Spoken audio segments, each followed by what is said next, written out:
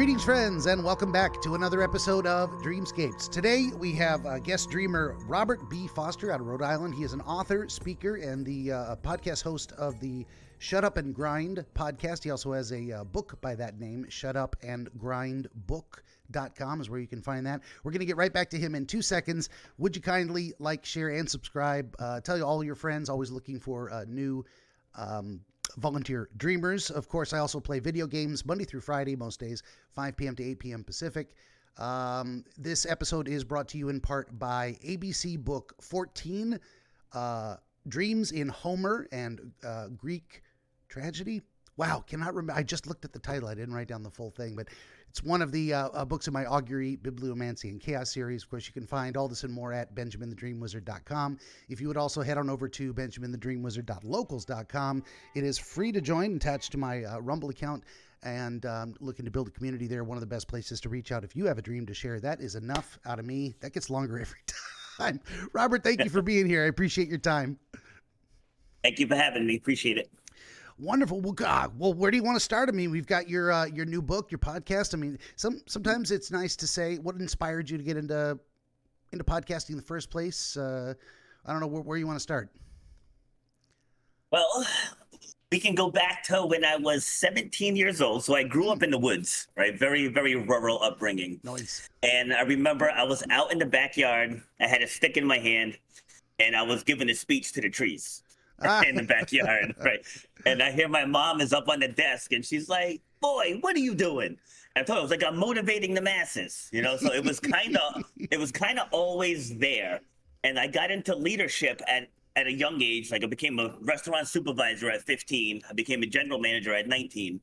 So I was constantly leading my teams, whether service meetings, kitchen meetings, and just as I climbed the ranks, I was like, wait a minute. I can get paid to do this? Yeah. I was like, I had no idea. So in 2017, I went down to Atlanta, Georgia, and got formally trained to be a public speaker. And then from there, I transitioned it into being a storyteller. And in 2020, well, actually, technically in 2019, I started the podcast, but my father was sick. He got sick that January, and he ended up passing that November. You know, so like I wasn't really consistent with it because we spent a lot of time going to and from the hospital because he had stage 4 heart failure. Oh, wow. But then once he passed, one of the last things I said to him was that I'm gonna make it as a speaker. You know, and he was like, you know, all right, go ahead, go out there and do it. You know, it's like there was one of the last motivational speeches that he gave me. So I had 8 gigs lined up in early 2020, and guess how that played out? They all got canceled because of COVID. Oh, yeah, yeah. And so I went full force with the podcast. And just before I came on with you, I just did episode number 323. Wow, So nice. Doing pretty well. Yeah. I mean, I think I mentioned earlier, this is number 183. And I would like to be further along, but as I say, dreams come in their own time. And I'm not very well known, you know, and it's not like people are breaking down the gate to get in and talk to me. That would be a nice problem to have someday. But yeah, I'd like to, you know, I'm looking forward to that. I hope that by the time I hit 1,000 episodes, I'll be a real wizard. And then and actually, that's a bit of a play on, I mean, the fact that I think wizardry as a concept is real, metaphorically, you know, and but the idea of 1,000 repetitions of something from Eastern philosophy, and that's actually, I'd say that is very in line with what it sounds like. Your focus is a grind set, or the grind mindset, as they say. You know, if you want to get good at something, you're going to suck at first. Even if you have a natural talent for it, it's a talent that has to be developed. And you get to that 1,000 repetitions, you put that grind in, and then you get the results. Then you look at where, you know, how far you came from where you've been. So I'll stop there and let you comment it. Absolutely. Like I manage a gym, like that's where I am now. And I tell my clients that all the time. It's like anytime you do something new, like, yes, you're going to be bad at it at first. Like you need the reps. Like I coach high school track and field also. And it's the same thing, like as some of the kids, especially the freshmen coming in. I was like, yeah, there's a few exceptions. You know, you get a few freshman phenoms out there. I was like, but most freshmen suck. Right? That's how it is, because this is new. You're still learning. Your body's still growing. I was like, you have to be okay with sucking for a couple years before you get good at it. Like, and I use myself as an example. It's like when I was a freshman, I was 5'4", 88 pounds. Okay, like coaches weren't looking at me like he's gonna be the next record holder, but I ended up putting the work in. I chipped away at it. You know, my body finally grew. I gained some muscle, and by the time I was a junior and a senior, I was that guy. But at first, I had to reconcile as a freshman and sophomore, like, wow, I'm really not that good at this, you know. But I kept my eye on the prize. I'm like, I'm going to break that school record in the high jump, and I ended up holding it for 21 years. Wow, that is very cool. So that's, I mean, that's like the. I don't know if you want to run us through maybe the. What am I trying to say?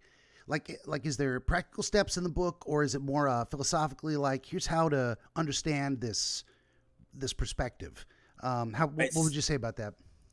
So the premise of the book is overcoming self-doubt and the fear of public speaking. Because the two kind of go hand in hand.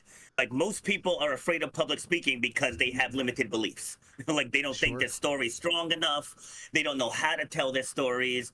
So they focus on the what happened versus the how did you overcome.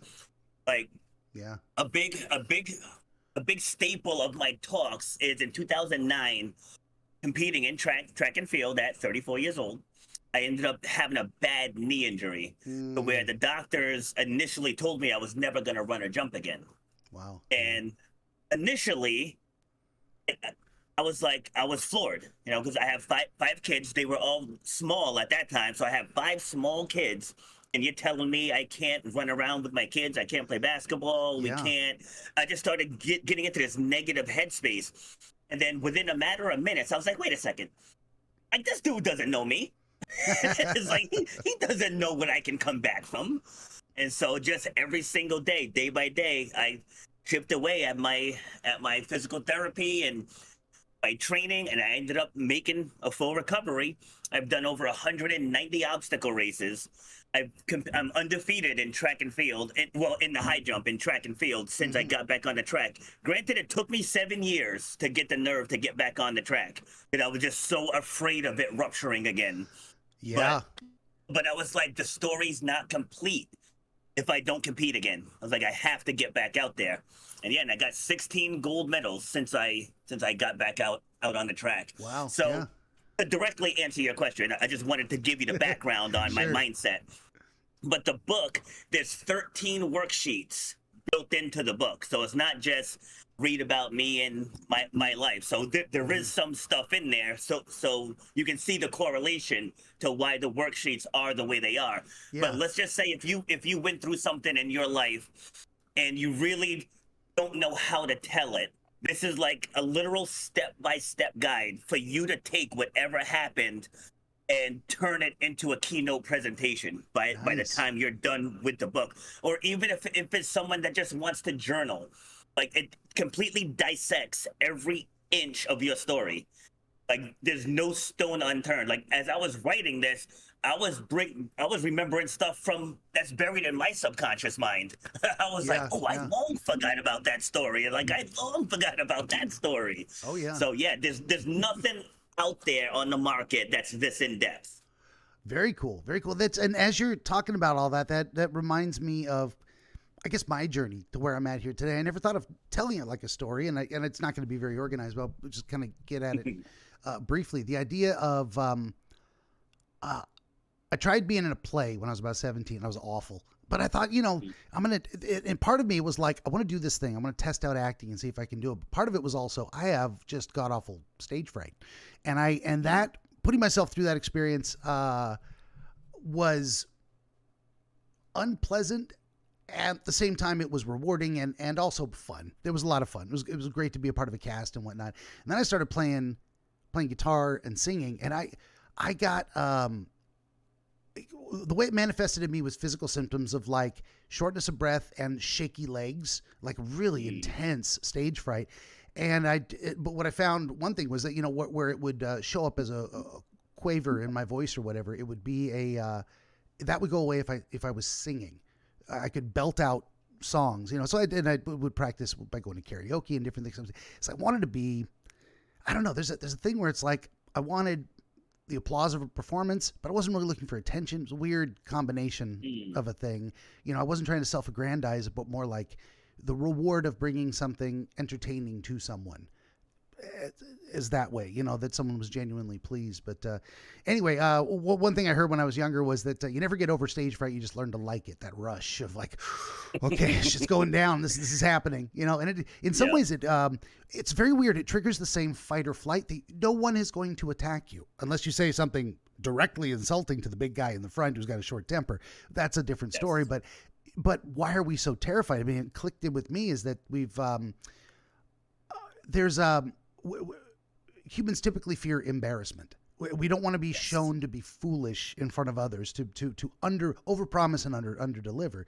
So there's a lot of this. These are all the thoughts I was having as we were going along. So and then I'm at this point in my multiple careers or whatnot, where I don't think of this as how can I do this without the pressure of like, what if thousands of people see this and I make a mistake?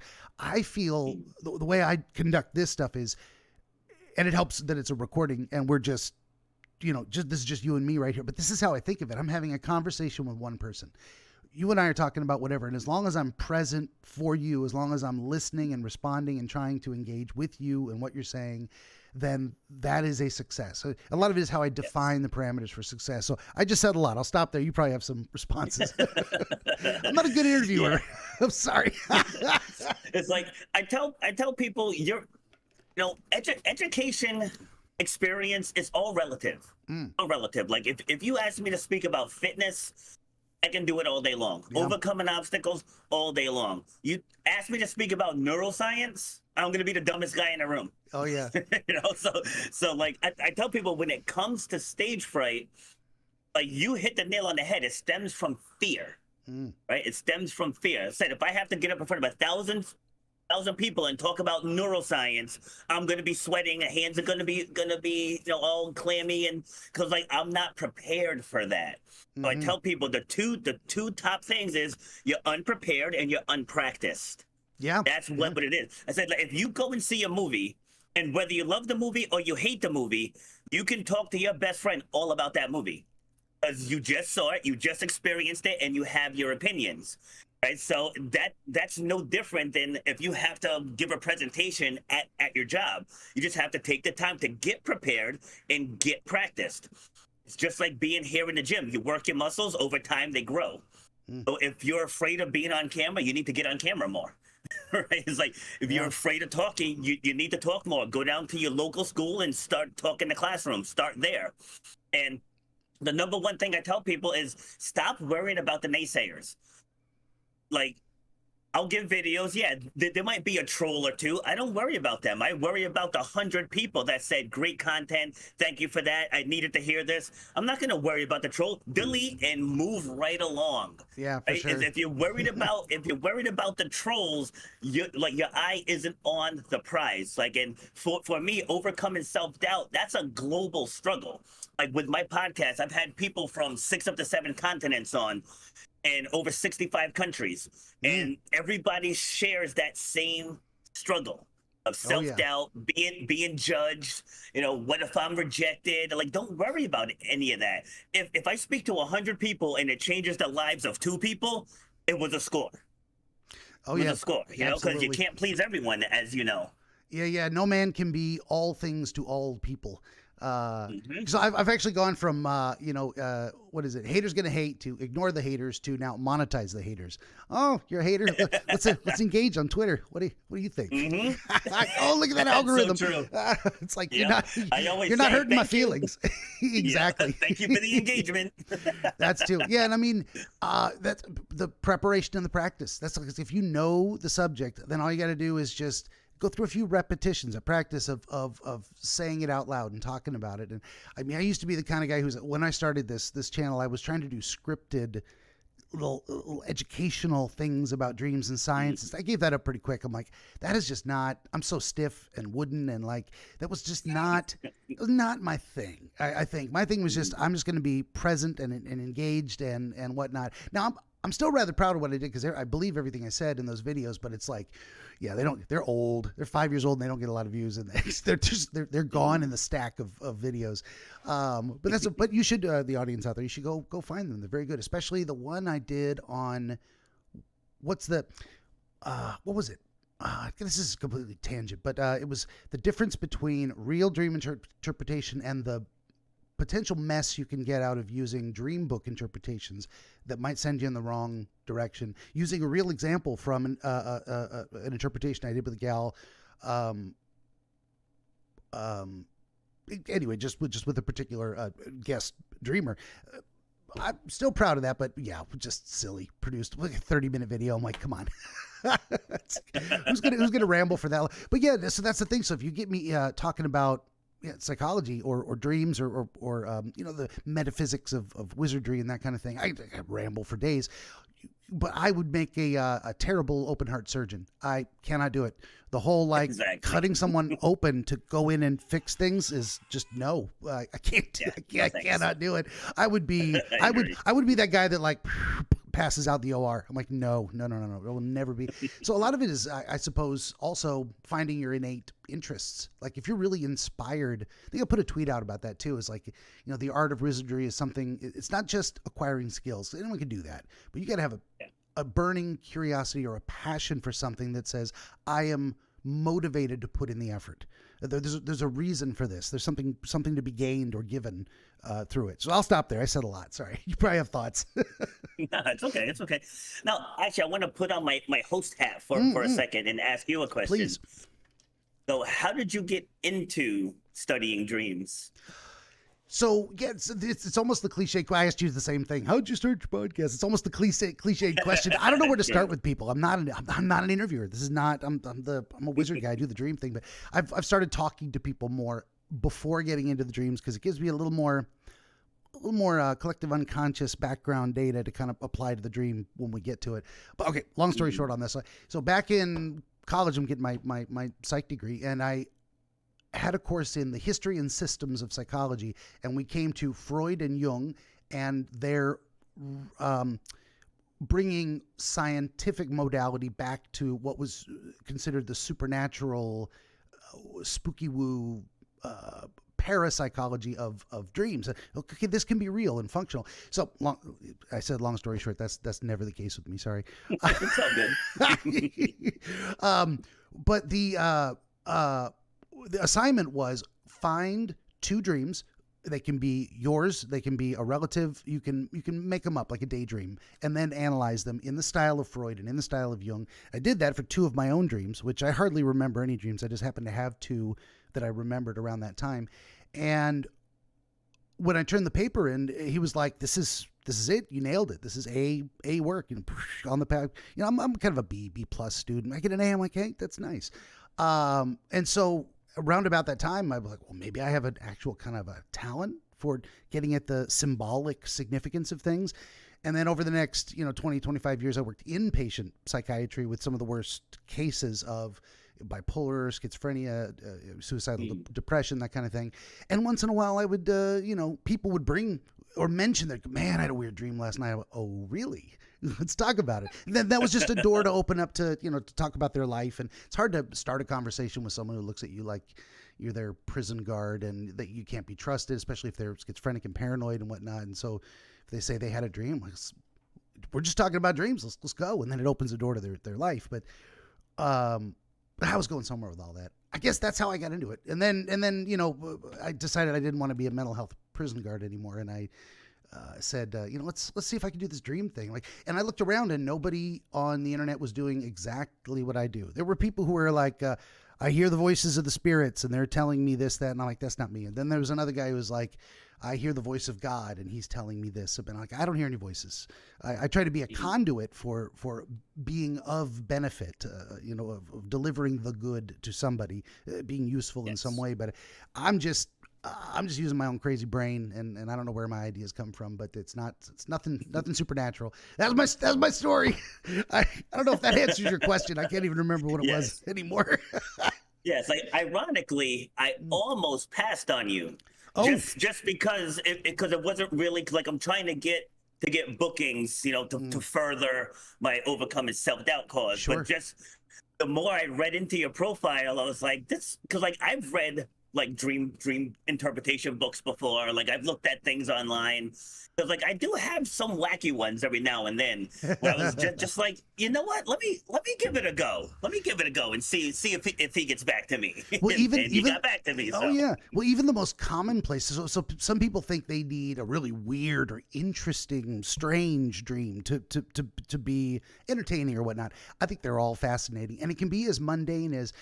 Okay, so I almost never. I'm not going to talk about me more again. Sorry, I almost never. Your show. Well, thank you. I almost. Hopefully, it'll open a door to further conversation. But I almost never remember my dreams, and when I do, it's usually something very vague and very contained. So one of them recently was, I have the image or the experience of standing next to the open rear passenger door of a white 4-door vehicle, a car, and that was it. That's the only impression from the dream. And then just the other night, a couple days ago, I had one where my utility trailer was missing from where it was parked. And that could mean a lot of things, what's going on in my life, without getting into too much of it, or it'd take too much time. But it is currently full of things that I need to take to the dump.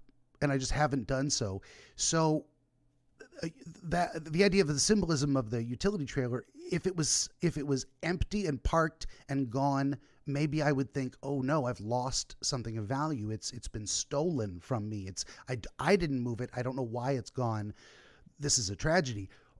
The interpretation I would come to for myself in discussing it is, I want that thing gone. I want all the garbage in it gone. So if I woke up tomorrow and that trailer was gone, I would say, hallelujah, someone took it to the dump. So it's more like a relief of obligations would come out of that understanding of the dream. So, and just from that one image, trailer gone. And it doesn't matter a lot of the details around it. Like it's an image of the actual literal physical space the trailer is kept in. And it was just empty. The trailer was gone. I'm like, oh, what a relief. That's what I woke up feeling. I woke up feeling relief from burden. Sometimes dreams offer their own interpretation in that way. You wake up knowing that's exactly what that was about. Long story short on that one. That's so you can even analyze your own dreams. That's one of the things I'm trying to bring to the audience is like, just watch what I do. Just let your brain pop and you'll get some ideas and you'll follow some of them, and some of them they won't pan out. I can't tell you how many times I've asked the wrong question or suggested the wrong idea, and a person goes, no, that's not it. But wait, I just thought of something. And that's when I say I'm happy to be wrong if it gets us where we're going. Sometimes you got to hit a dead end and go, okay, now we've verified that's not the way to go. Now, maybe some people would be embarrassed by that. They want to look all-knowing. They want to look like the authority. And I tell people, none of the answers are in me. This is not about me at all. You are the expert. I'm just someone the way I phrase it, you invite me into your head to stand over your shoulder with a flashlight and look around going, do you see what I see? What if we look at it from this angle? That's it. That's all I got. And for some reason it works. I don't know. Well, I mean, you have that psychology background, and the irony, I dropped out of college 3 times. Oh, wow. 3 times because I didn't want to take psychology. Oh, and wow. Now everything that I do, even with the fitness, even with people coming in for fitness, because most people don't come in because they're feeling great about themselves. Mm-hmm. It's like they're usually at some type of a low point, and I try to get to the heart of what that low point is. And then again, with storytelling and having people revisit something in the past that hurt them, that they haven't healed from, and helping them sift through it. Because a lot of people, they keep it in because they don't want to revisit it again. True. But I'm like, but we're going to revisit it from a different angle. So we're not talking about what hurt you. We're going to talk about how you recovered from it. Like that's where the story is. So many people, they'll go up to other people and then they'll just word dump on them. It's like all you're doing is just talking about what happened. Like when the doctor told me I would never run a jump again, that's not the main part of the story. A part of the story was me defying those odds. And so if somebody else is going through something, I could be like, hey, listen, somebody with a PhD told me I was never going to run a jump again. was like, and here we are, right? So like, so now that story is inspiring. It's not that, oh, I had a bad knee injury, I had to rehab for 2 years, and right now you're just playing the woe is me game, rather than saying this is what I was told and this is how I beat it. Oh, for sure. That's the difference. Yeah, I think that when you said storytelling, that unlocks something in my head too, where I think more people need to look at their life as a story, or at least events in their life as a story. And that's, I think, the value of a particular view of psychology, which is the idea of Joseph Campbell's hero with 1,000 faces. And we have all these heroic figures in mythology and in different storytelling, and in modern storytelling. I mean, if you think of it, the Avengers are just modern gods in a way. I mean, we don't believe in them, but they have godlike powers and they're trying to do heroic things in the world. But if you look at these stories, I mean, the most interesting ones are, oh, look, the hero isn't perfect. He doesn't always succeed, but you know what? He gets knocked down and he gets back up, and he comes back because he's driven to save the day, to accomplish something great. And when we retell the story over and over again, someone of perhaps innate talent gets called to adventure. They have some struggles in the dark woods. They defeat the dragon and they bring the gold back to the village to share. And that gold can be literal gold. Oh, we needed money. We needed a solution to our water wheel is broken. We can't grind grain. We need knowledge. We need information. It's Prometheus returning with, the human version of a Prometheus carrying the first torch back to camp going, look what I found in the woods, and now we can put it in this pile of rocks, and now we can cook food. I mean, the power of storytelling. I think we're narrative animals. I think that's kind of what defines us, is this ability to conceptualize and storytell. It's the oldest form of entertainment. That too, yes. Yep. Get around the campfire and you tell stories. Like that's what it was before TV and radio and all this other stuff. It was storytelling. But you had mentioned about people like kind of self-analyzing their own dreams. Yeah. And it's like I think with some of the ones that I have, I think I know why. Because I'm one of those guys. Like when my back is up against the wall is when I shine the best. And I think it's from all those years that I spent managing restaurants. Because remember I said earlier, I started young in the supervisor role. So constantly putting out fires. Like that was my whole thing.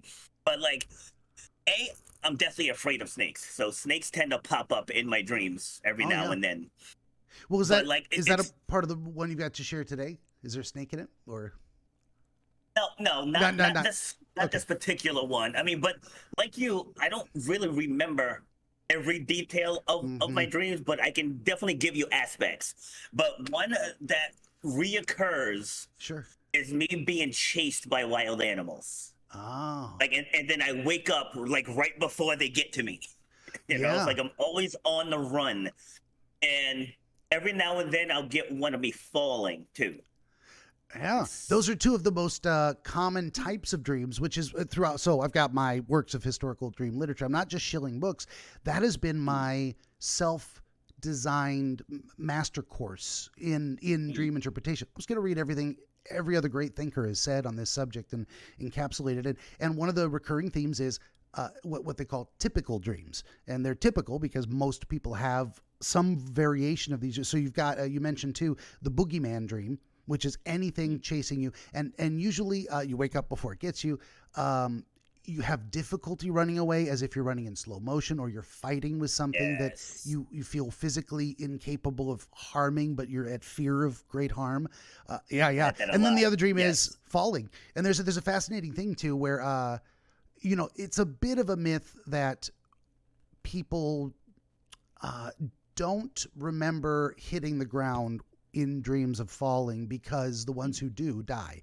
There's no evidence of that. It's an interesting theory, but there, of course, have been reports of people who say, yeah, well, I hit the ground and it was, I just landed. Or I hit the ground and it was like it was made of rubber, like a trampoline, that kind of thing.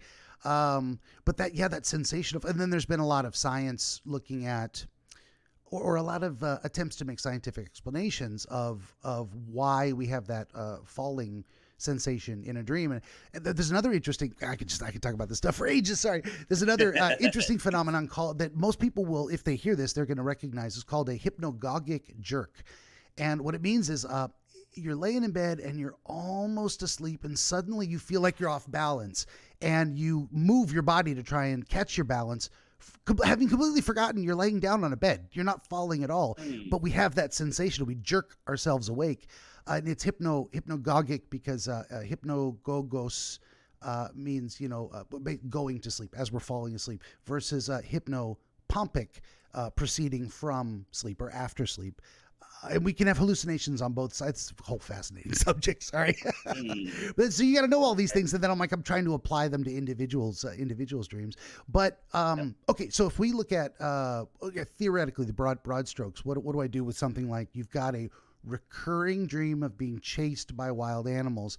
So we're going to look at different things of like, okay, in what setting? Is it in the forest? That's where wild animals would be. Is it in a city? Interesting that they're out of place. What is meant by wild animals? Are there specific types of wild animals? A recurring theme you said of snakes sometimes is, and then we might look at, okay, why have you chosen to represent something threatening and dangerous as a snake and not, say, as a bear? We start looking at counterfactuals. That's how I get into that kind of stuff. And so normally the way I do is, a lot of people want to tell me about the common themes across recurring dreams. And that's great. We're going to get there, but I do it backwards. Let's look at one specific instance of a dream typical of this kind for you. We're going to figure that one out a little bit, and then we're going to start looking for commonalities that run across. And one of the cool things is that if we expose the meaning, if we understand the message in some significant way, either the dreams change and you start having a different interaction with the animals, or not running away from them, or turning to face them by choice, or conquering them, or you turn around and say, boo, and they run away. Or the dreams stop altogether because they're no longer necessary. Another last thing real quick, I'm talking a lot, sorry. Okay. If the dream encapsulates a crystallized or iconic representation of a specific type of challenge that reoccurs in your life, anytime that challenge comes back, if we can identify what it is, that dream will be a warning of like, here's something to look out for. So dreams can be prophetic in that manner of like, you're subconsciously reading signs that another bit of danger is coming, and you can anticipate it. And that warning will come from your subconscious in a way that you can't quite consciously put together yet. It'll give you a heads up. So that's a lot. I don't even know where to go with all that. I hope that answered your question. I know you had kind of a question or comment that I was responding to. Yes. So how much knowledge do you have with sleep paralysis? A fair bit. I need more. But do you have a specific question? Because I can give you the overview. But have you had that experience or? Well, because these go hand in hand. So when I was at my old house, it happened a lot, but I was also in a not great situation. There was a lot going on. I was coming out of a 13-year relationship. As I mentioned, I got 5 kids. Business, post-COVID wasn't doing great. So like there was just a lot going on in that time frame. That's a recipe for stress. Yeah. Yeah, and it happened a lot, but like it would be just even take the wild animals. They're like something's chasing me, or it could be a person chasing me, and I'm just in that in-between state to where I just like I can't move and I can't wake up.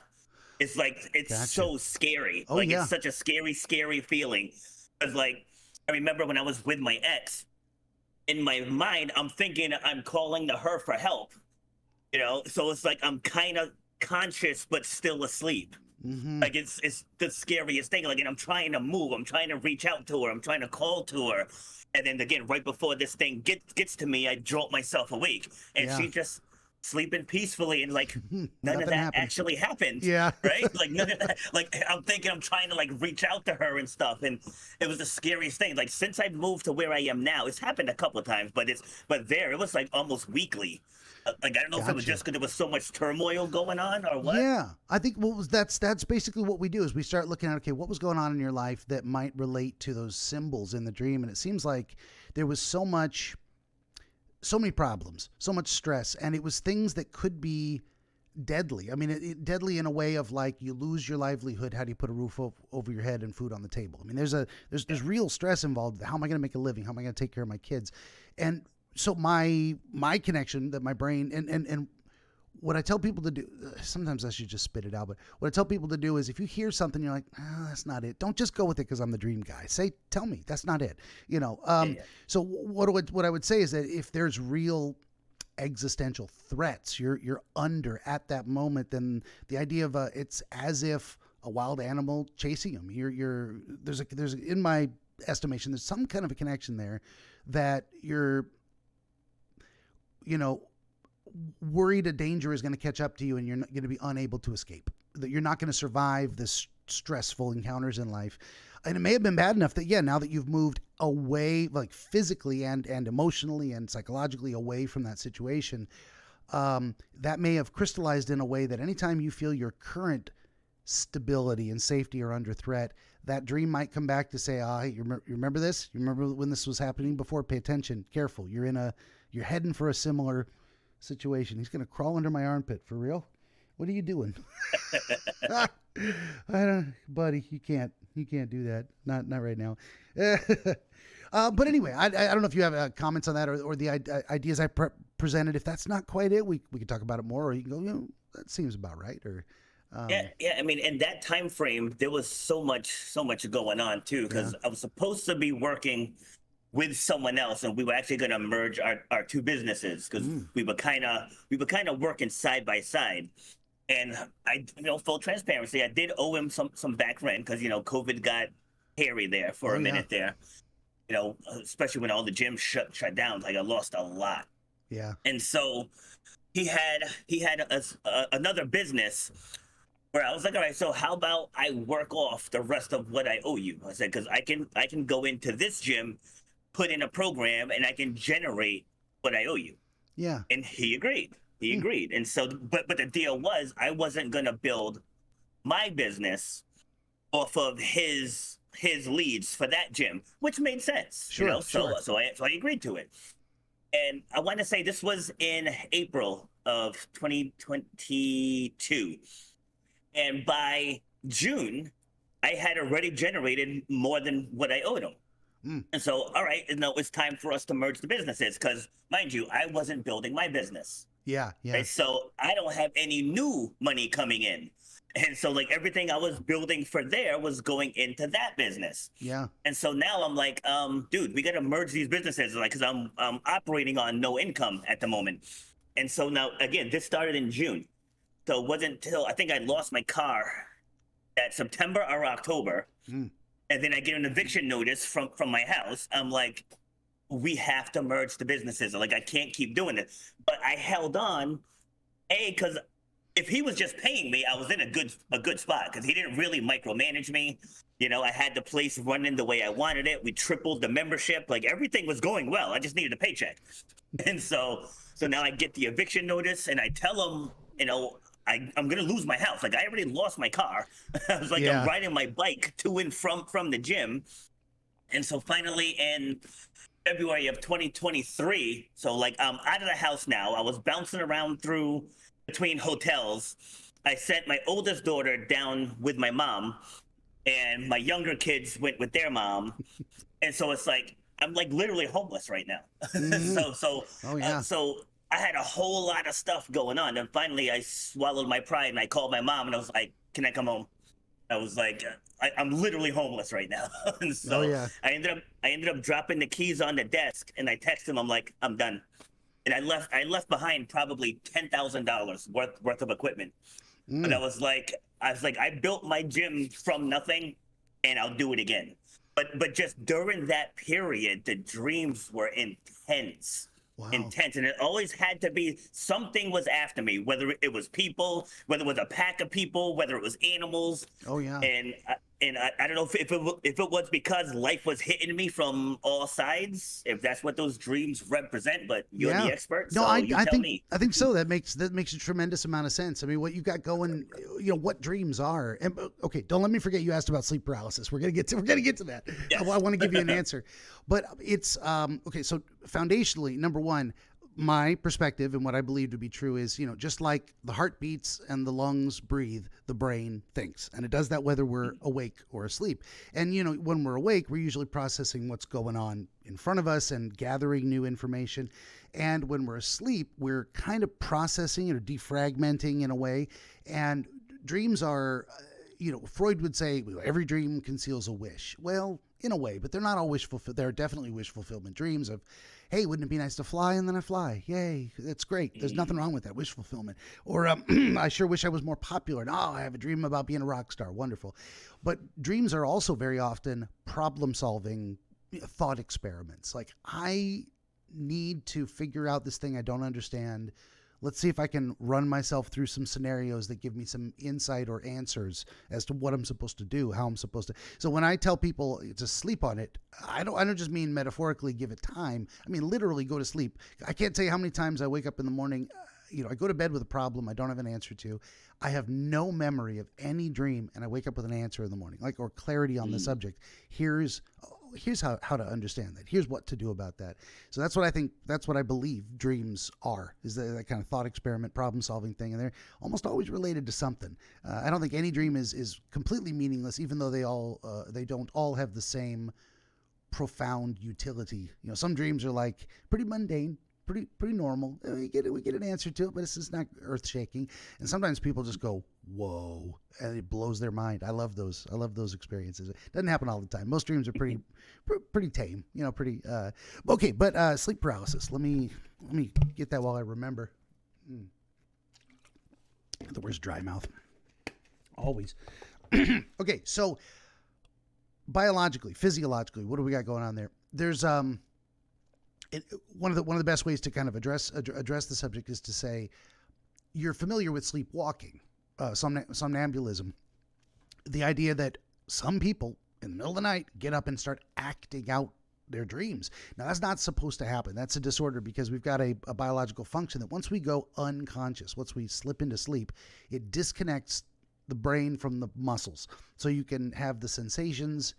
It's all happening in your head, and it's from the neck up. Nothing else is going on except when there's a disorder. Now sleep paralysis is the reverse of that disorder. So if somnambulism is when the mind is asleep and the body is awake, then sleep paralysis is when the mind is awake and the body is asleep, where we've come to consciousness, but that disconnect switch that turns off our body hasn't turned back on again. So we get the sensation of I can't breathe, because as if something is sitting on my chest, because you are breathing automatically. You literally cannot draw a breath voluntarily. You can't tell yourself, I'm going to inhale and hold it.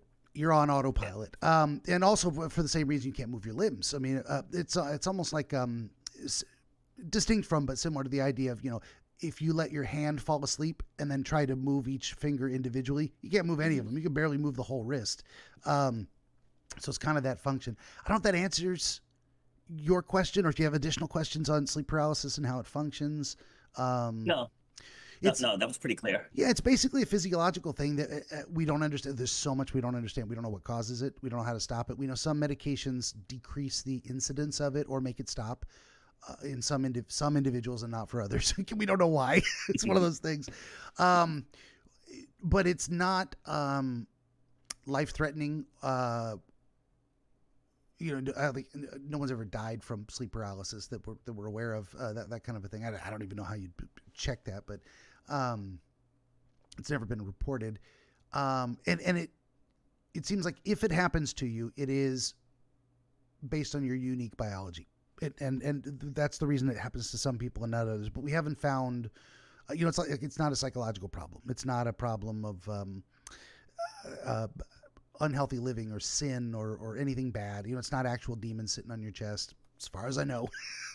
But I've actually read that. Yeah. That's a pretty strong belief. And there are people who see or feel entities as if that's happening. I don't discount those stories in terms of, I believe you. I believe that's what you experienced. I'm not sure that's what it was. So, but then I don't debate these things usually. I just kind of read the literature and come up with my own ideas. Yeah, like my kids are convinced that our first house was haunted. Like they are convinced. Right? If you ask them to this day, they'd be like, definitely. It's like I would definitely feel some offness, we'll call it. Sure. So not enough to where I can say wholeheartedly, but there's been plenty of times where I've been doing something like, it's like, Yeah. what was that? I'm So there's a great thing. So there's there's two sides to everything, but there's two realms of dreams, and one is kind of the prophetic dreams, psychic connections, spooky woo side of things, and then the other is the hard science, psychological, very personal, explanatory system for dream. So what I do is I stay in my lane, which is I understand the psychological stuff better. I don't understand the supernatural stuff as well, so I don't disbelieve it, but I also don't believe it. It's one of those things where it's like, and the same thing with ghosts. Like, is it possible that there's remnant energy from traumatic events? Oh yeah, that's entirely possible. Is it real? I don't know. The only weird thing I've ever had that made me wonder was I was renting this apartment over some guy's garage, 25 years ago, and I woke up in the morning and the dishwasher door was open. Dishwasher's empty. I didn't do dishes that way. I had like one plate and a fork. I was just wash them in the sink. I have no memory of opening the dishwasher, and yet it was open. And I'm like, I don't know how that happened. Now, is it possible I had an episode of sleepwalking and I thought I needed to do the dishes? Sure. I have no memory of that. But also, if it wasn't me, what the hell was that? That was pretty freaky. So wow. that's my one kind of ghost encounter, as far as I can tell, of like, I don't know what happened there. That's really weird. People used to tell me that when they lost someone, that they came to them in their dreams to speak to them. And I used to think those people were crazy until my dad died. Right? Until my dad died. Yeah. I remember before I made the decision to call my mother, it was like a night or two beforehand where I had a dream and dad shows up, and it was like a real scene.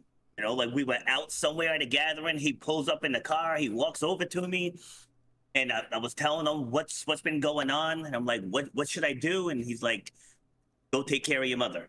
Like, he wasn't even telling me to take care of me. He said, go take care of your mother.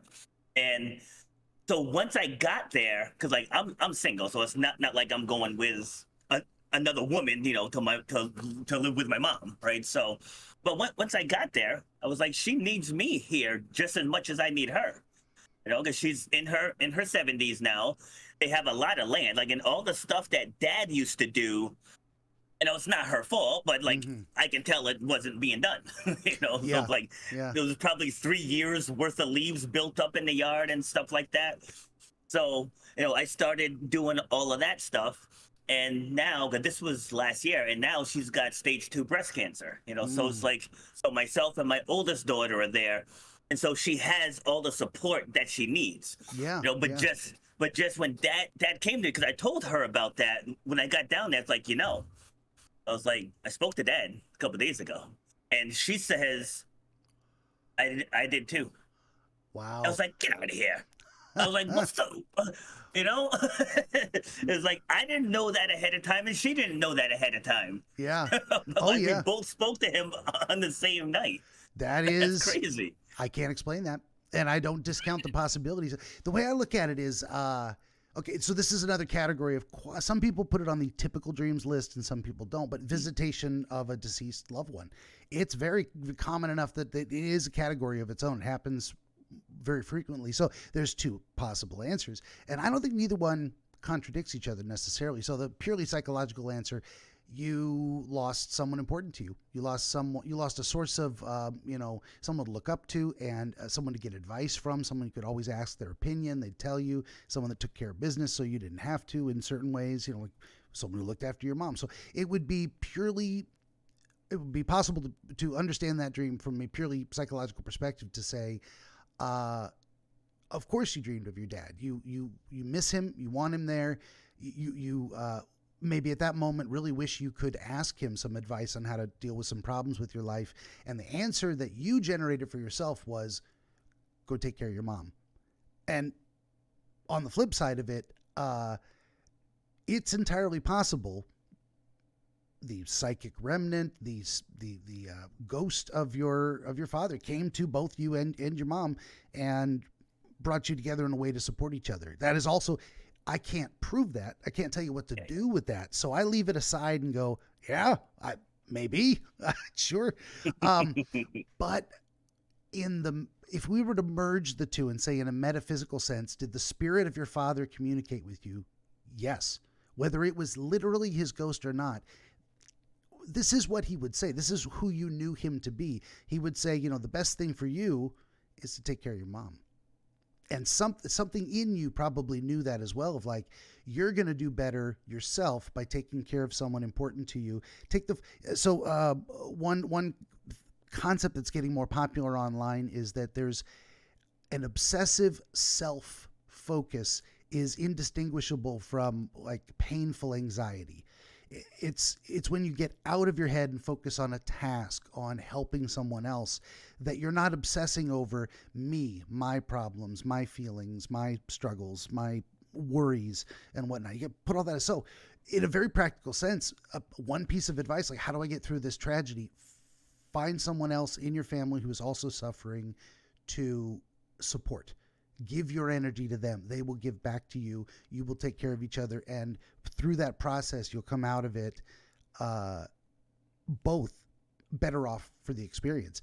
So, I mean, yeah, if someone says they were visited by the spirit of their deceased relative, I'd say yes. I believe it one way or the other, whether it's psychologically or literally, it's true. So anyway, that's my 2 cents on that idea. Yeah, I mean, obviously that one was one of the strongest ones, because usually it's just like a memory. Like my dad loved his Captain Morgan. He loved dancing, so usually it's like a party scene or whatever. But this one it just felt different, like, because usually in my dreams I'm not talking about things that I'm going through. So just the fact that like we were having a conversation about what's actually going on, in my life, it just hit different. And I was like, oh my God, am I one of those crazy people? Well, and then the idea that your mom had the same dream or a similar visitation on the same night. I can't explain that at all either. And I'm absolutely not going to say, oh, that's nonsense. That's not, it's not possible. I'm going to say, that's pretty weird. I love it. I love it. I love it that I can't explain it. Yeah. And that it worked. And that, okay, fine. We could say that's literally your father. It's the spirit of God. Send an angel back, to guide you to a better conclusion. Any of those interpretations I think are fantastic. I mean, certainly if it works out best and it is good for you, then it wasn't any kind of evil or malevolent. It wasn't a demon. Demons don't tell you, now take care of yourself. Be careful. they're like, True. come on, let's get into trouble. So it was like definitely some positive force. Yes. Yeah, it's like my thoughts on all of that with like the demons, spirits, and all that stuff. Who knows? Yeah. Who knows? Like one of my kids asked me, they're like, do you believe in God? I was like, the way everything is in the world is too perfectly balanced to just happen by chance. Yeah, it's like I said, I can't prove it. That's pretty weird. It's pretty weird. Yeah. Well, I'm gonna write I say this all the time. I'm gonna write a book on that one day. But I do want to do a wizard's guide to angels and demons. And what I want to do is put it in the proper context of, there's the spiritual side of things. Again, I tend to separate that out a little bit. Like, are there literally entities? Like physically, I don't think so. I think it's something else. But what we can do is we can definitely invite angelic or demonic energies into us to channel them through us into the world. So what is it? We've got pride and humility. So if you are being humble, you're being open to new experience. You're being kind to other people. You're not assuming you're better than you are, which can get you into trouble. That is an angelic presence or spirit that you choose to open yourself up to embody in the world. So you could, we don't normally say words like possessed by angels, but you can be possessed by an angelic spirit to, render aid to someone. I was moved. My heart was moved to the suffering person. I offered help and they were better off for it. And I felt good about it. I'd say that's an angel. Now, the opposite side of that is, you can invite into yourself demonic forces. That you can say, I am open to causing pain and to revel in it. And if you embrace that spirit and act it out in the world, you're possessed by a demon, and you're. So I think these things are both metaphysically true and physically, realistically true. And we're just using these words, and people go, "Okay, that's supernatural hokum." I'm like, well, think about how this relates to my study of other things people have called gods in the past, like our experience. We going about our day, we turn a corner and it's the most beautiful woman we've ever seen in our life, and we just have to talk to her, and we do, and she's charming, and she accepts our invite to coffee, and every word she speaks is just like you're falling under a spell, and she's reciprocating, she's interested in you, and where did that, we're struck, we call it, we fall in love, as if some external entity or force has come into us or put that in us. We don't have. I chose that at that moment to become in love with her. We do. It's not rational. It's an experience we have that happens to us. Well, the Greeks said, of course, that's Aphrodite.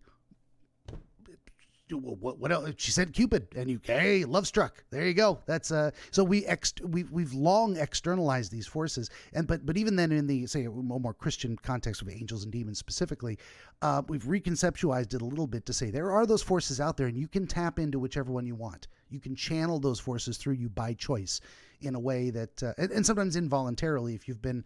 That's why we refer to well, this is a whole other conversation, but the idea of people who are traumatized having their spiritual defenses weakened, and then it's easier for them to be moved by these forces that exist out there, to invite the wrong ones in because they don't know any better, or to let them take over because it feels powerful to distribute wrath into the world. I'm going to destroy something so I feel better about myself. Not a good idea. That's inviting demons in to possess you, to act out that will in the world. Anyway, long story short, that's my concept of that. I'm going to write that book someday, I swear. Probably. Yeah, so there's a quote about that too, where it says the hero and the villain are both motivated by pain. So to your point, like the hero, we'll take Batman. Batman was motivated by his parents getting killed in front of him, and he was hurt, so he wants to end hurt in the world. Whereas the Joker took his pain and said, "I've been hurt, and I'm gonna hurt the world now." Oh yeah, absolutely. And this Batman and the Joker is another example of a archetypal theme of the hostile brothers. People that are, say, both similar enough that you can say, okay, I see the commonality. Now let's look at how they act that out in the world. And yeah, you can say, I've been hurt, so I will increase others' pain. I will lash out and spread the pain. Or I've been hurt. I don't want this to happen to anyone else, so I'm going to stop it as much as I possibly can. And that goes to, it's Thor and Loki, it's Cain and Abel, it's all these different stories. We go back to this theme because we want to see, what it's like we're asking ourselves, what does it mean to be a good person, to do good in the world? And so we look at examples of, well, we like what Batman does, even though he's a little morally gray sometimes, and we don't like what the Joker does. We don't like innocent people being hurt. We feel good about innocent people being saved from harm. Yes. And we feel it's necessary for the balance that, the world is out of balance if there are no heroes fighting evil. And in some ways it's out of balance if there are no villains, which is a strange thing to consider, that we need villains. Like, you don't want to make them, and I don't want to be one, but without obstacles to overcome. Now, it might be better if the villain was nature. And in a way, it's set up to be that way. Like, it doesn't have to be another person. There's plenty of natural evil in the world we can work to overcome or endure in different ways. So, don't let anyone go become the Joker on purpose. It's probably a bad idea. Bad for you, bad for other people. Yeah, this is. I am a wizard. This is medical advice. Don't be evil. There you go. Spirits, metaphysical, that's great. medical advice. Well, we've been going for about an hour. Do you want to jump into your dream thing? I don't want to short you on the experience. You ready for that? Yeah. Okay, good deal. Let me change my note here because I had. I will just scratch that out. And then the cat, you're gonna have to move, buddy. Yeah, I know he doesn't want to move. He's gonna climb back on me again. We got about 59 minutes. There we go. Okay, so as per my usual process, I'm going to shut up and listen. Our friend Robert's going to tell us his dream, and then we'll go through it again and see if we can figure out what's going on. So I am ready when you are. Benjamin the Dream Wizard wants to help you pierce the veil of night and shine the light of understanding upon the mystery of dreams. Every episode of his Dreamscapes program features real dreamers gifted with rare insight into their nocturnal visions. New Dreamscapes episodes appear every week on YouTube, Rumble, Odyssey, and other video hosting platforms, as well as free audiobooks exploring the psychological principles which inform our dream experience, and much, much more. To join the wizard as a guest, reach out across more than a dozen social media platforms and through the contact page at benjaminthedreamwizard.com, where you will also find the wizard's growing catalog of historical dream literature available on Amazon, documenting the wisdom and wonder of exploration into the world of dreams over the past 2,000 years.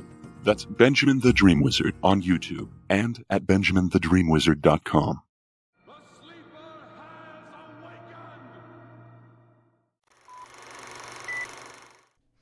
Okay. Yeah. I mean, so I'm just gonna expand on the one I started telling you earlier, Sure. where the scene was. I wasn't really in the woods. It was almost like in a cave, some type of covered thing or other. It was mostly dark. There was some light, and I don't know exactly the animal that was chasing me, but something with 4 legs and a tail was chasing me. I don't know if it was a tiger or some type of big cat. Which is ironic because I like the big cats. So I don't know why it was coming to get me. But I remember I was just running, and it felt real. Like it felt intense. Like when I woke up, I was sweating. It's right. It felt very, very intense. And as I reached the edge. I mean, the end of the cave. I guess it was closed off. It's like I turn around and I saw it coming at me, and then I forced myself up. Like before it got to me. But when I tell you, like it was intense. My heart was pounding. I was sweating, and I don't know what brought that on, but it was intense. Probably one of the most intense dreams I've had. I don't even know how long it lasted, but it felt like an eternity when this thing was chasing me. Oh yeah, for sure. And it's a very common experience too that a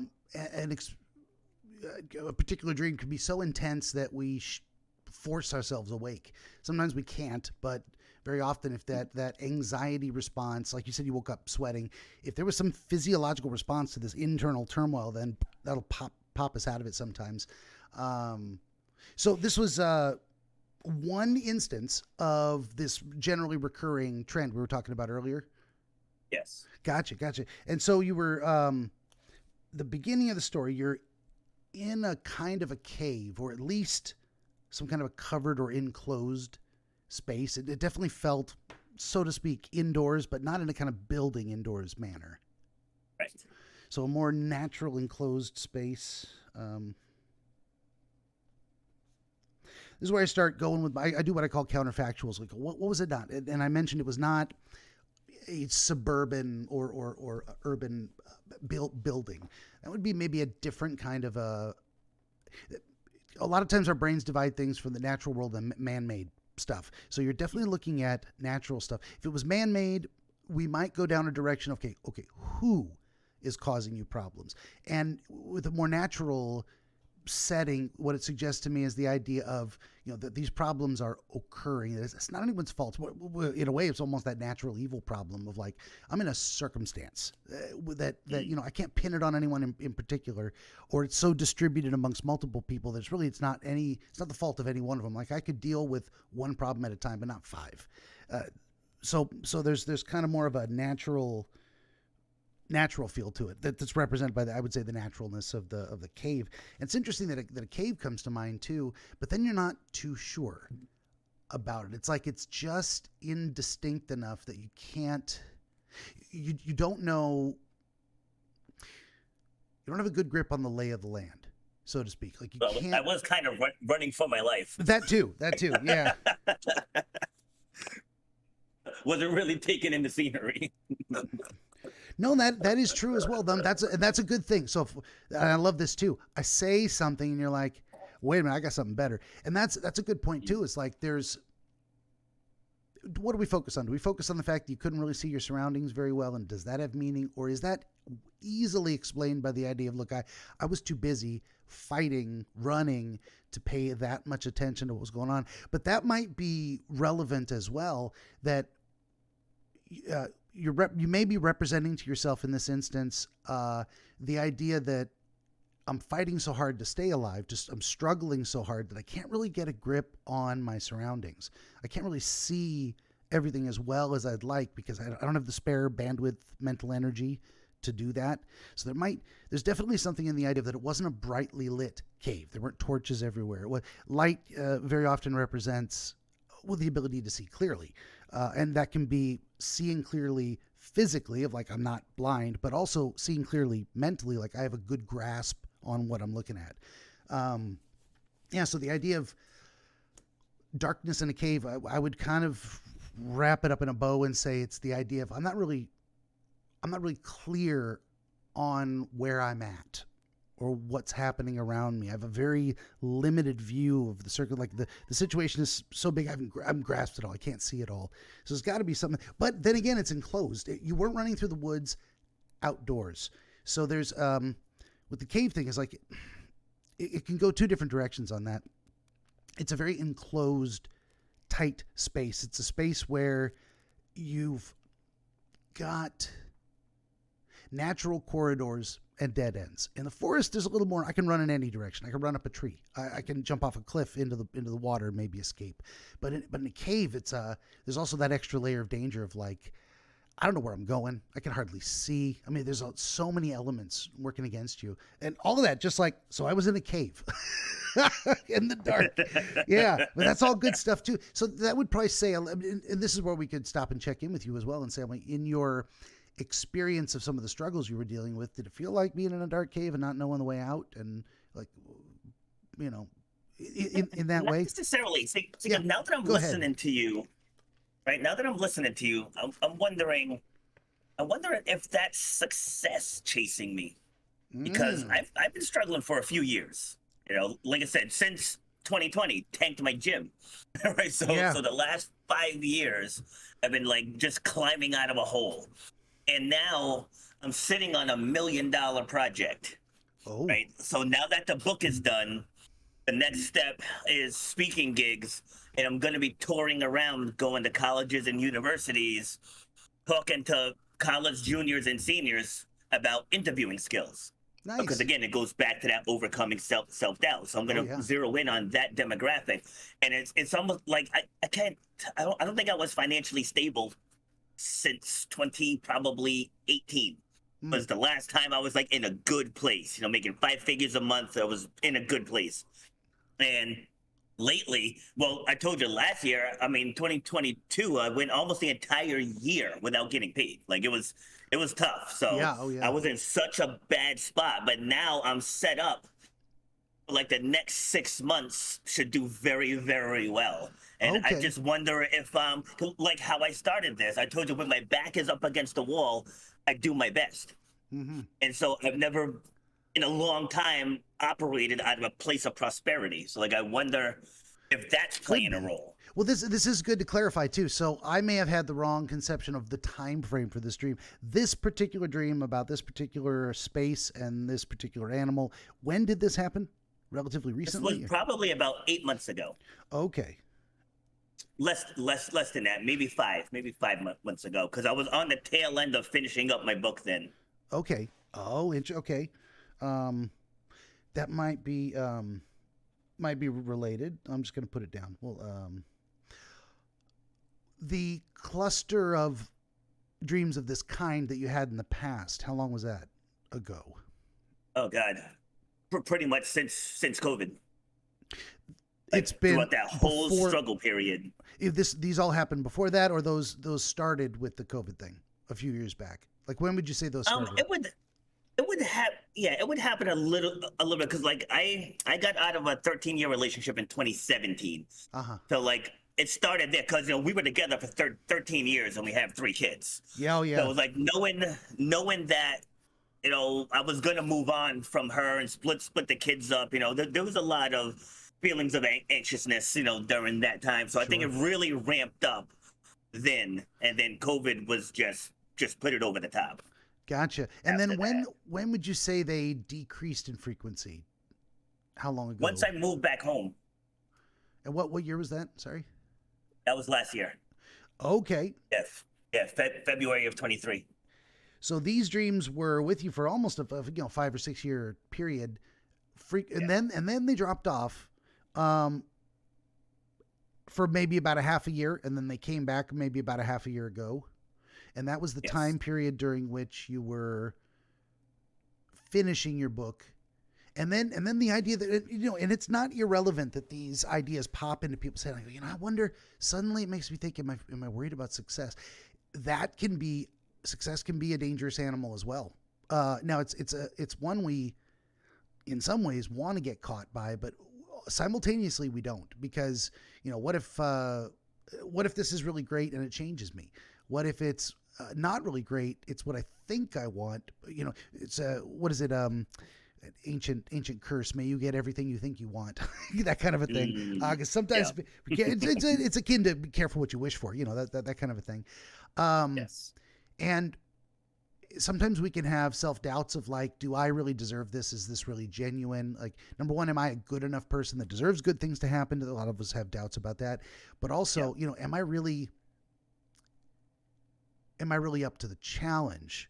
Like, let's say I'm tremendously successful and people start listening to me, like, now what do I do? That's a whole new set of problems that can feel equally dangerous. Because like, if you get into a situation you can't handle and then you fail, there's a lot of things we say to people. Hey, at least you tried. Hey, it was a useful experience. You pick yourself up again. That doesn't mean it doesn't suck. That doesn't mean it isn't going to be painful. That doesn't mean losing everything or being publicly embarrassed isn't a problem. So yeah, it could be the idea of being caught by success to a point where, like, I don't know what this is going to do to me. I don't know what this animal is capable of, especially when I can't really. This one. So I thought this was an older dream, and I was looking at this through that chaos time frame. Now you are heading into a new challenging set of chaos in a way. It's like being on the road is unpredictable. It's stressful. Teaching, you don't know how it's going to go on at each individual event. How are the kids going to respond? Or, am I going to be on my game for that day? So many layers and levels to this stuff. But so if we're looking at this in the time frame of the finishing your book and looking forward to possibly, the other thing to split it into paths is like, if the animal is success and it catches you, there's still an element of failure in there. I mentioned that a minute ago too. It's like, you're probably closer now to having strategized or worked through what it's actually going to look like to be engaged in these activities coming up. Is that accurate to say? You've started making more concrete plans. So maybe when this dream came back to you, it's like you're in a dark, unknown space being chased by danger yet again, because you haven't fully conceptualized what this experience is going to look like moving forward. And then maybe the dream goes away because you start laying out concrete plans. That's the specific hotel. That's my plan for how to get there on time. Here's my prepared material for the speech, and here's how I plan to engage with questions afterwards. And then you start, with each one of those little elements of the place, start putting up torches in the cave, and then you can see the walls, and you know where the exit is, and it's not scary anymore. Now it's exposed to the light of day. But for this one, there was very little description of the path you took. What was the feeling of running through there? It was, I'm lost. I'm panicked because I don't know which path to take or when it's going to end or when the next twist and turn is. But I don't know if you could say a little bit more about the experience of running from the animal in the cave. Yeah. So it was during the day. Like there was some like holes in the top, so I could see somewhat. So it was definitely during the day, and I'm trying to remember. That's okay. It's like it's like there weren't a lot of corridors, put it that way. Like it was kind of like just one. It kind of twisted a little, until it got to the end. Okay.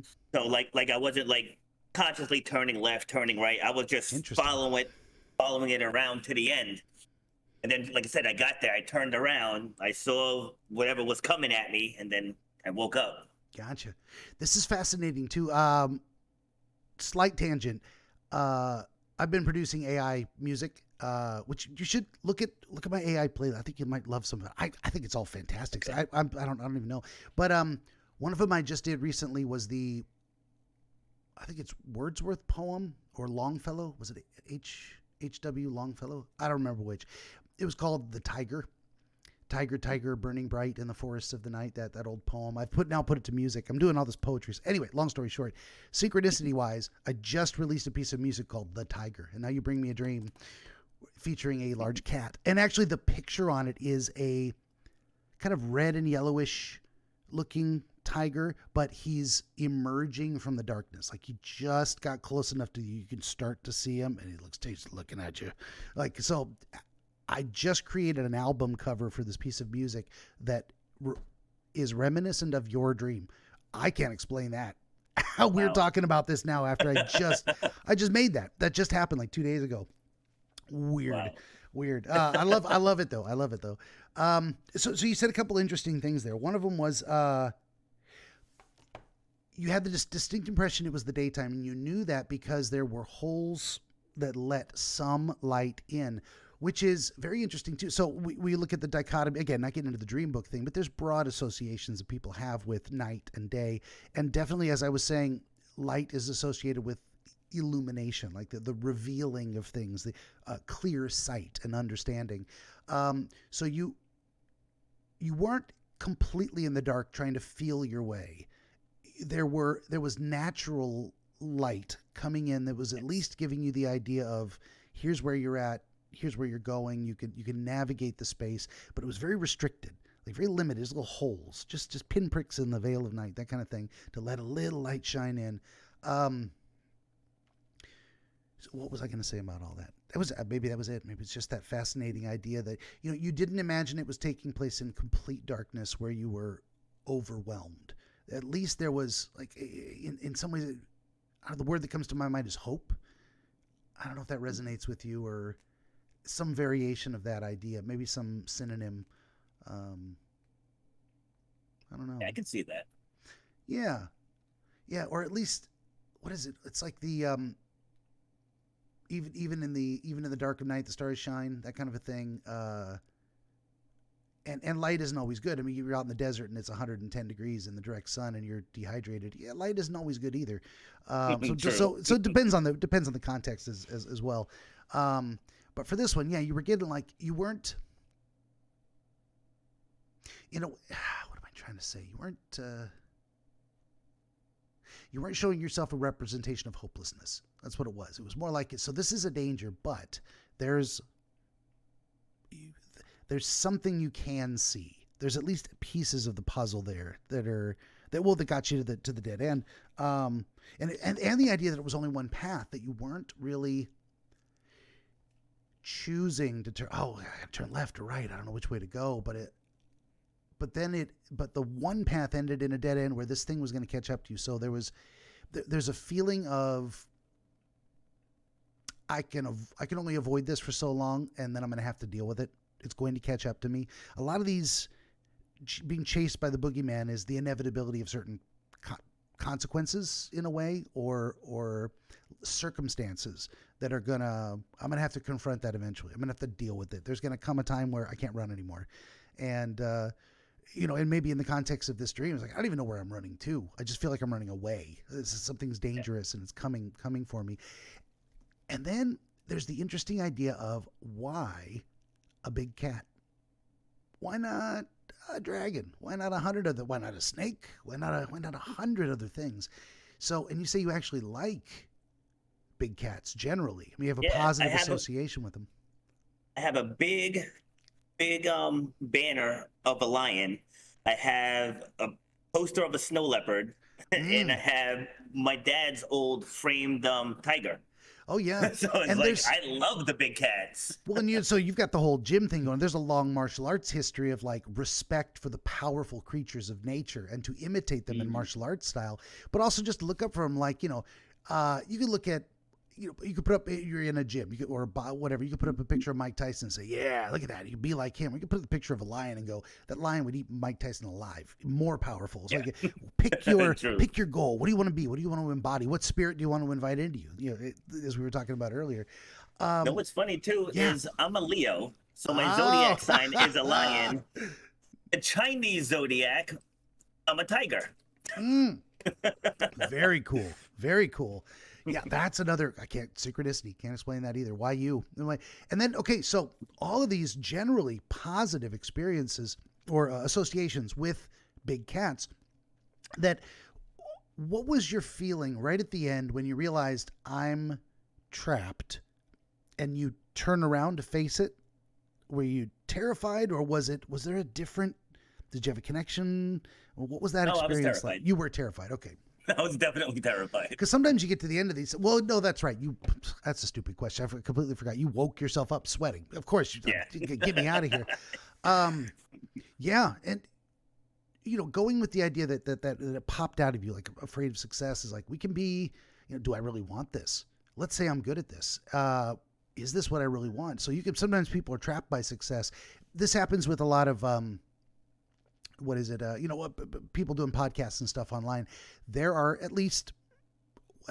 way more accusations of audience capture than there are instances of audience capture. Some people, well, you're just a grifter, you're just audience, you just tell people what they want to hear. But that actually does become a problem in a business model. Like, let's say you're in this last election, if you got really famous or rich or whatever, giving a particular point of view, and then that point of view is no longer embraced or rewarded by the audience, your business goes under. Like, I've lost my audience, they're gone. So what do? Do you pander to keep people happy, to keep the income coming in, or do you say, I guess this business is over? Or do you do like a pivot and say, okay, I'm gonna go a different direction and see if I can build a new audience? That the old audience is gonna go away, you're gonna have to build it back up again. So there's, what is it? What am I trying to get to? I'm trying to get to the idea of, like, there's a lot of people who avoid responsibility because they're afraid of failure, and that means they avoid success because they're afraid of failure. They won't take things upon themselves. They won't put obligations on themselves to accomplish anything, because what if I fail? It's easier to just never try. So for you, in a sense, it seems like you're dealing with something like that of like, is this really worth it? Am I going to get what I want? Am I going to be overwhelmed by responsibilities and am I going to try to put up weight and I'm going to fail and no one's going to be there to spot me? Something like that. I don't know. I'm going to stop right there. All these things I'm saying, and let's get your feedback. Know what it is? I think you may have hit the nail on the head there. Because like, as I mentioned earlier, when COVID ransacked my fitness business, and then I had the issues last year when we were supposed to be joining businesses. I really don't think I want the business part of business. Oh, yeah. I almost think I would rather like pay someone a percentage and deal with all of the businessy stuff. Like, I want nothing to do with it. Like, I'll talk all day long, all day long. I told you, you're my third show today. Oh yeah, in nice. Addition to teaching classes. And I have multiple shows. Like, I've only been on Podmatch for two weeks, and I got 16 bookings already in the 2 weeks. Very cool. So like, that part I want to do. I really think I just want no part of the business aspect again. Like, I don't like it. I wonder if that's what's driving it, because I think that's the part of this that scares me. Yeah. Well, if that feels right. I mean, there is the I'm with you. I'm the talent. I don't want to deal with the paperwork. Fuck that. Now I do, because I have to, but I don't enjoy any of it. I don't want to do that stuff. I don't want to.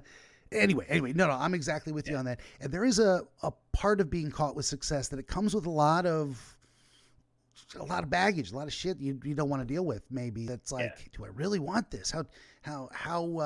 So if we're not looking at it as life destroying, there's other layers of damage that can be done to us by taking the good with the bad. You know, if I pursue this path, there's going to be things I don't want to deal with that are also going to catch me. And how threatening do those feel to me? Like, how miserable would my life be if I get bogged down in paperwork in addition to trying to do all the talking that really that's my passion. You know, can I outsource this? Maybe is a great question. Have you considered that before? Is that something that only came to you recently, or even just today? That man, maybe I should outsource this or hire a manager or something and give them a cut. But well, yeah, sort of. I mean, kind of like this gym here.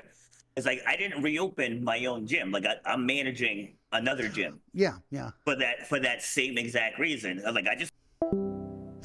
Oh no, we got lost. That's okay. What is 120? Yeah, I don't know why. Welcome back. No worries. Technical difficulties happen all the time. I was like, oh no, did the cat, spill coffee on the router or something? That happens. Yeah, it just said, hey, you're in the green room. I was like, okay. Yep. No worries. You can just pick up. I'll cut that out. You can pick up where you left off if you remember. Okay.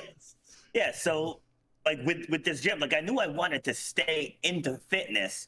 Actually, no, I can't even say that because when I first got back to my mom's, I was actually going to pivot into consulting. So like I had joined the program. I said, I'll just go in and fix other gyms and help people with marketing and branding, that kind of stuff. Yeah. And I got 3 weeks into it, and I was like, I don't think I want to do this full time. It pays very well, but I was like, I don't think I want to do this. So I went up to where I went to high school to see if I could be of use there on the track team. So just go up there and just volunteer coach. But once I started back with the athletes, it relit my fire for fitness. And so I was like, all right, I want to get back into it. I was like, but I want to find a place where I can train my style, but I don't have to deal with any of the back end stuff. And so I came across the owner here, and we got to talking, and I slowly started in here, but my very first day, I knew in like 90 days, I'm going to be running this joint. And so I just started slowly making changes, organized things, started sprinkling my style into the style that they were used to. And then I almost called it to a T because I started here in July of last year. And by October, the owner was like, you know what? It's yours. He's like, just do whatever you got to do in there. Yeah. And so I was like, great. So like, if I could somehow get that situation with this, just pay someone else to do, because I'm not greedy. Like I don't need a ton of money to survive. So if I start getting, $10,000-$15,000 speaking gigs, which is not unheard of in the speaking industry, it's not unheard of at all. There's people like Tony Robbins who get like 150, 200K per speech. Yeah. So I would have no problem splitting it with somebody else to take all of that headache. I mean, I'm happy with $5,000 for 1 hour. You know what I mean? I'm very happy with that. That's a pretty good hourly rate, yes. Exactly. So in a perfect world, that's what I would like. But I know I'm going to have to do some of the stuff. I just don't want to do all of it. No, for sure. And a thought occurred to me while you were saying all that is there's another. So what is the danger of a large animal catching us? It is that we will be torn apart, but consumed. It's going to. That idea of being consumed by this animal, this dangerous animal, struck me as like sometimes if we dedicate our lives to moving in a particular direction, especially if we commit to a specific path that requires specific behaviors, we can become consumed by the endeavor itself. So there may be something there of like, something's chasing me that is going to catch me, and it's the kind of a thing that eats me. So, and that can be success, that in the idea that it's you end up focused. And also this is all coming together too with the idea of a narrow space. Like there's only one way to get where you're going, and when you get there, it's the destination, it's the end, it's the moment, it's the place where the consuming thing catches you and you become consumed by it. And sometimes if you're doubting a path, or if you're doubting a path is a good way. So if you're having second thoughts in terms of like, do I really want this? And then you might have a dream that imagines, well, what if this thing that I'm not sure I want catches up to me when I don't want it to? I want to get away from it, but it catches me anyway. Or I put myself in a position where I can't get away. Now I'm trapped, and this thing is going to happen to me. whether I like it or not. I mean, at that moment, and it's interesting. What if we conceptualized? Some people seem to be able to wake themselves up, and some people not. What's the difference? I don't know. But we could conceptualize it in your case here that the ability to wake yourself up, could mean I can pull the ripcord on all this if I want to. I don't have to go down this path. I get to choose, and maybe it's worth it. Maybe you're like, okay, eat me. Let's let this whole process consume me, and I will become one with the tiger in a way, and move forward that way. So no, I don't know. I just threw that out. That just occurred to me. I just go with whatever pops into my head. I'll stop there for a second. I don't know if that makes sense to you. Yeah, that's interesting. Yeah, it's like I wonder too, because I've gotten burnt twice before. So like I wonder if that fear is still lingering. Yeah. So like that fear of trust. I was trying to get my daughter to do it with me, but she doesn't want to. So I was like, if I got to pay somebody, I'd rather keep it in the family. And me too. Yeah, that's a great way to do it. That would make more sense. Keep it in the family. But she doesn't want. She just doesn't want to do it. So I was like, okay, all right. I mean, can't make you do it. That's true. She's got to have a passion for it. She's got to say, oh yeah, that sounds great. I totally know. She's got to be on board. Can't really like talk her into it. That's not. Yeah, because like I'm way too trusting. That's my problem, and that's how I got burnt twice. Yeah, I'm way too trusting, and I blame myself. Like I don't blame them. I mean, it's up to me, to make sure that I have everything I need in writing and all that. Oh yeah. Because like going back to what I mentioned before about how we were supposed to merge our businesses, like we never had that written down anywhere. So now I'm confronting him, and he's like, "Oh, I never said that." I'm like, what are you talking about? I said, I haven't built my business in 10 months. It's like 10 months. I was like, who in their right mind would agree to that? Yeah. I would agree. All right, I'm going to build your business, not build mine. I'm still going to pay rent, and you're not going to pay me. Who would agree to that? I was like, sure. hey, you think I just made that up? It's like, I friggin' tanked my entire livelihood off the trust that we're going to merge our businesses. Oh yeah. So I wonder if that in itself is playing a role too, because of that fear that I'm going to have to trust somebody. Definitely. I mean, I think if it occurred to you, we're like pulling out aspects of the tiger, so to speak. Like, what does this thing actually represent? Why was it encapsulated in this particular form? It can have multiple layers of meaning. I think that's a good one too. Is like, what happens when, okay, put it in the context specifically of I'm in the process, I'm doing the thing. What happens if a problem catches up to me? And it's a problem I'm familiar with, and a problem I've put it in the body of a strong, overpowering creature, so that if this problem catches up to me, it's going to be a problem. It's not like you weren't being chased by a mouse who you could go, well, I don't really like mice. They're kind of icky, but if it catches me, it's no big deal. I can stomp on it. I can ignore it. I can get up on a stool. You put it in something like a very powerful creature. There's a good chance that is a layer of it as well. And it's, at the very least, it's worth considering.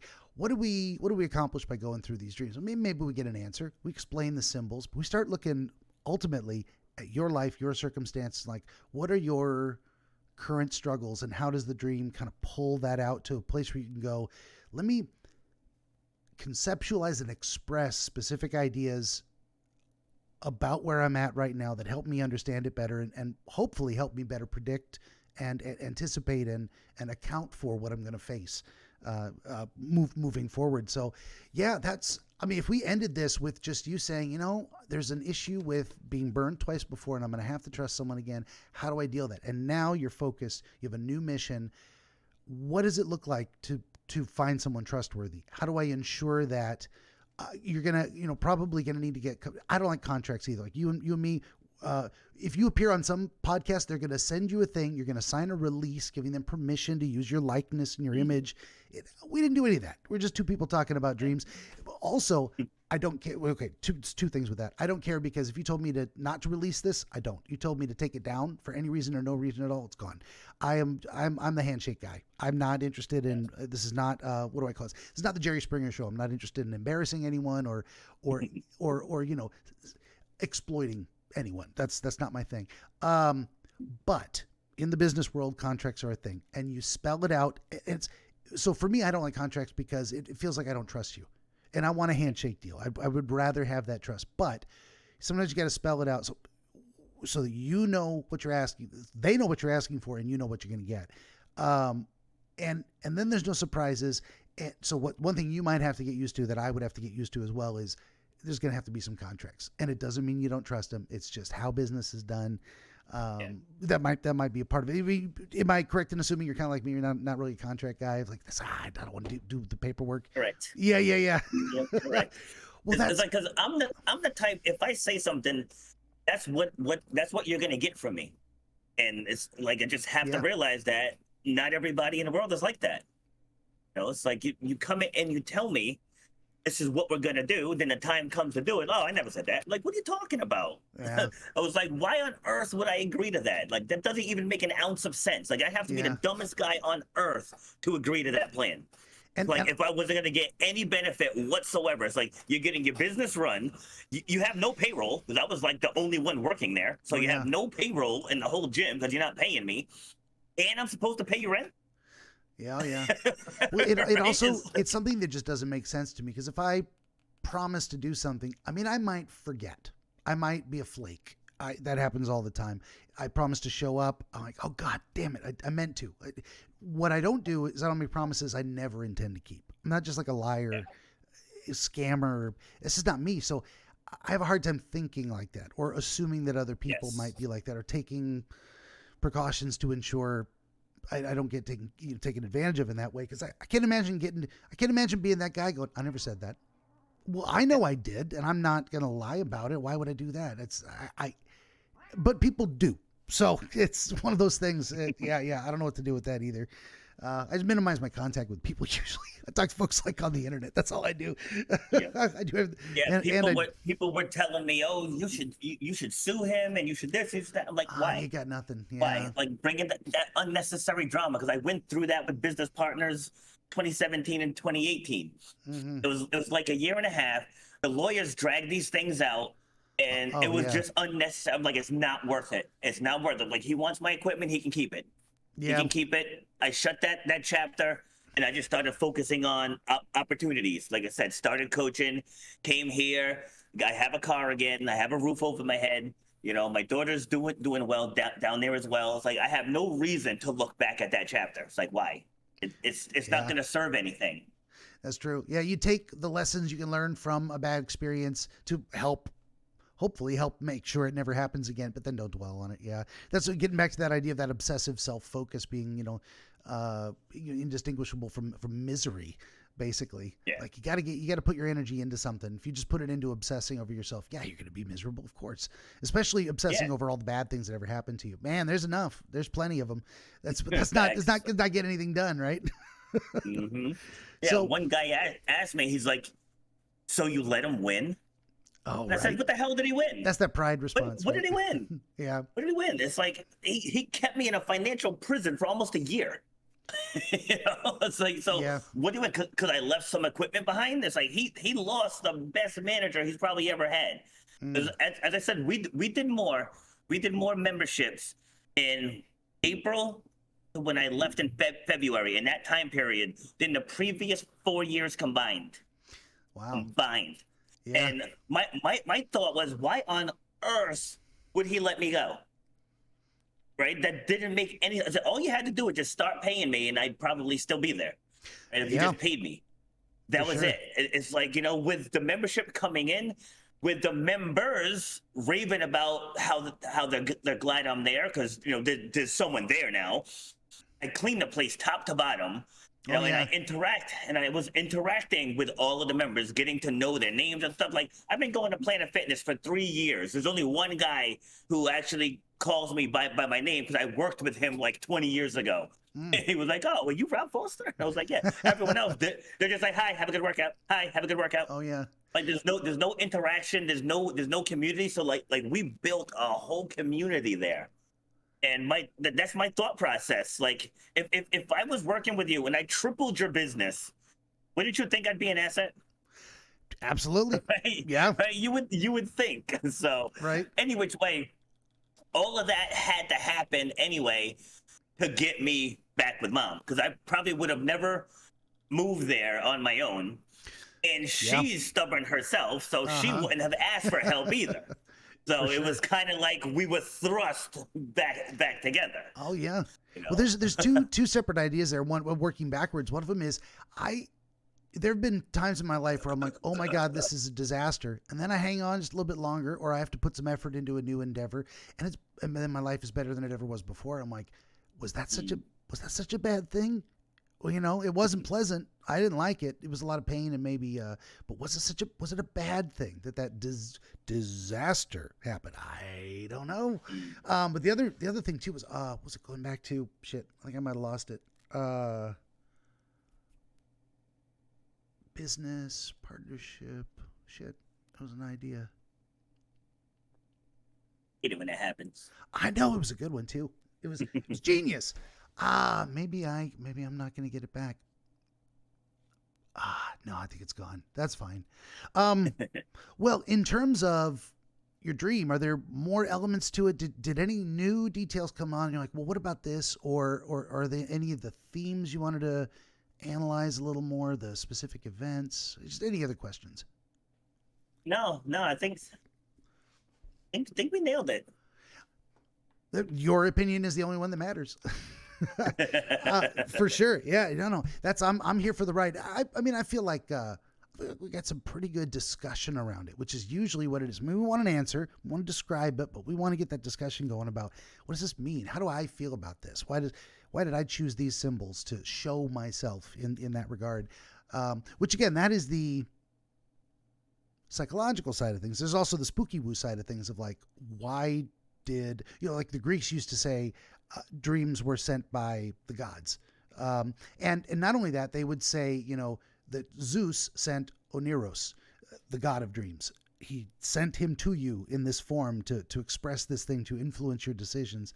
But anyway, that's what it feels like too. And that's not a bad way to conceptualize it either, because we've got this stuff bubbles up from the subconscious and we're like, where'd it come from? Nobody knows. Nobody knows.